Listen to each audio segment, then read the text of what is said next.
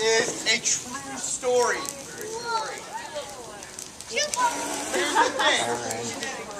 If any of you are scared or afraid of very true stories, you might want to leave right now. Sit back down. Sit back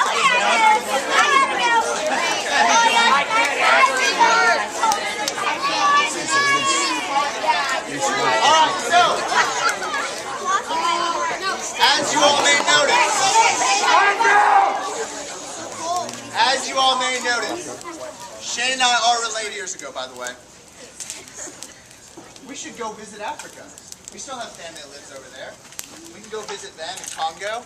We can do all these adventures. It'll be awesome. So Shane, this summer, let's get our plane tickets. We're going to go to Africa. And thus, the story begins. So, as Aaron said, this is 3 years ago. Which is conveniently located right here. And then there is this baboon who's over here in his mountains. And he's like, hey, what are you zebras doing?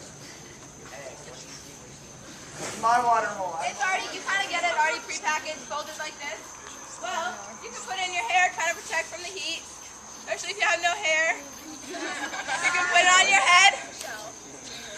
You wear it on your head, just like this.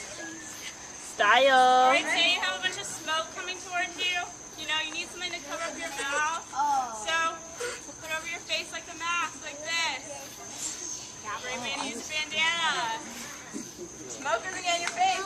Yeah. You breathe clean air. Or say you have like a cut on your leg.